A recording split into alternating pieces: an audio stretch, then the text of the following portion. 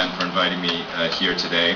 My full name is actually Roland Nozomu Kelts, and my middle name Nozomu means hope in Japanese. And my mother is in fact Japanese, so I am technically a hafu, as they say in Japan, half American, half Japanese. I guess in Hawaii the term is hapa. I was born in New York and grew up in New England, where, needless to say, there were not many people who were not white, and certainly not many who were Japanese, let alone half Japanese.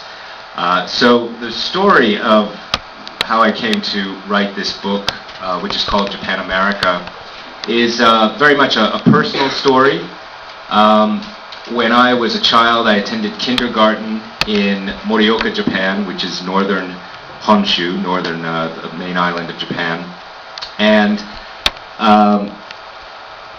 I always had a kind of sense of Japan as a secret when I was a child in America. When I was a child, Japan was anything but cool to my classmates. It might as well have been the moon for a lot of my classmates in New England, who, if they saw my mother, would ask how I came to have a Chinese mother more often than not. And if they discovered that my mother was in fact Japanese, the few who knew a bit about Japan would often ask, with a look of disgust on their face, if I actually ate raw fish. And the picture I had was always of holding a fish from tail to head and somehow gnawing on the scales and consuming it whole. I knew I ate sushi, but that was not what most of my friends called the dish. They called it raw fish. So I grew up with this sense of Japan as a strange, distant place on the one hand, and yet as a child who had attended school there, as a very stimulating place. I was a child and watched Japanese cartoons with my grandfather at my side, watched sumo wrestling. And in fact, my grandfather and I would, after he had a few sips of his sake flask, we would pretend to be sumo wrestlers on the tatami mat floor of their house. I was educated at Oberlin College in Ohio and Columbia University here in New York, and was pursuing a career as a writer when I was asked by the Coppola, Francis and Sophia Coppola of Zoetrope, which is their production company, to go to Japan and see if I would write a narrative that took place in Japan. This was in advance of Sophia's 2004 film, which was eventually called Lost in Translation. That is not based on my story, and they owe me no more money than they've already paid me. And in fact, they treated me very, very well. I want to make that point. But they did send me over there to commission a story for their project for Zoetrope, and it was the first time I'd gone to Japan without my mother, and gone as more or less full-fledged adult. And what I would discover as I began to write about Japan was a very colorful, creative, lively, and in some ways liberating culture.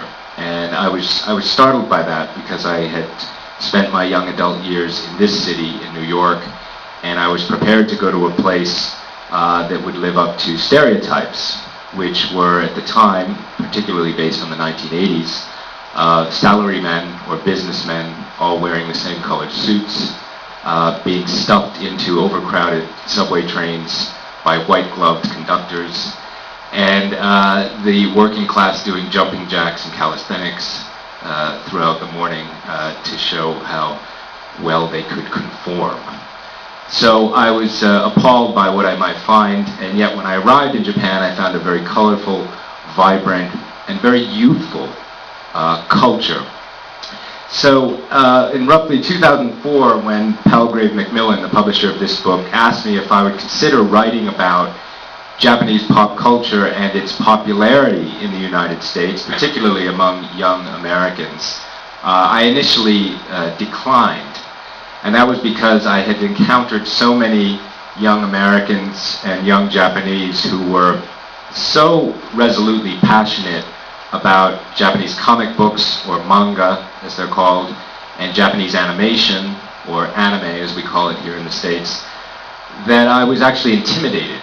I didn't want to get into the ring with these guys who had every DVD released after roughly 1978, and who knew the exact release date of any given manga title in Japan, let alone the US release date. But Palgrave told me what they wanted to do was to produce a book that was written by someone who could tell stories about the two cultures, and to create a narrative about how these two cultures have interacted and particularly participated in a cultural exchange post-World War II. And so that's largely the focus of this book, is what happened between the United States and Japan culturally after World War II. The immediate post-World War II years, of course, as many of you know, involved a very complex occupation of Japan by American forces and by the GHQ at that time, who more or less drafted the Japanese Constitution under which the country still lives. And so it's a very complicated story, also I think a fascinating story. And I only finally agreed to embark on the research for the book when I encountered so many friends on both coasts who have children who had copies of My Neighbor Totoro, which is an anime film produced by Hayao Miyazaki, who won the Academy Award here in the States in 2003, or copies of other Miyazaki films on their bookshelves, and whose children were absolutely enamored with animation from Japan. And then it struck me when I saw Pikachu, who is a character from the Pokemon series, actually not very far from here, soaring above Fifth Avenue in the Macy's Day Parade. And my father, my American father, who's not very hip to Japanese pop culture, nudged me in his living room up in Massachusetts and said, "Isn't that thing from Japan?" And I thought maybe somebody ought to try to write the story of why this was happening. Why, in particular, in probably the most American of festivals or holidays, there was a Japanese character right next to Snoopy and Bullwinkle and the crew. So that was where the genesis of this book. Yes.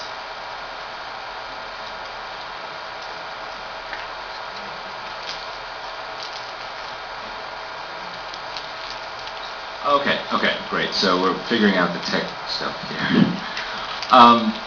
So I just wanted to introduce myself in that respect. I also write fiction. I have a novel coming out next year from Penguin, part of which takes place in Japan. And I write a column for a newspaper in Japan called the Daily Yomiuri, which is, I think, the largest daily there, although my column appears in the English edition, which is significantly smaller than the Japanese edition. And I'm a lecturer at the University of Tokyo, which is based in downtown Tokyo. I also lecture at Sophia University in Tokyo and the University of Sacred Heart in Tokyo. So I lecture in Japan. These days I spend roughly half the year in Tokyo and half the year here in New York City, which is my home in the United States. In New York, since I think all of you are New York City teachers, I have taught at St. Anne's School, which is in Brooklyn Heights, and I've also taught at New York University, and did a lecturing tutorial stint in the writing program at Barnard College. That was when I was a graduate student at Columbia University. So my roots in the United States are really here in New York, and in Japan, of course, they're in Tokyo. So I was told this was fairly casual, so I want to keep it casual. I also would like to do my damnedest to keep you engaged, because I was just told that you've all arrived here from a long day of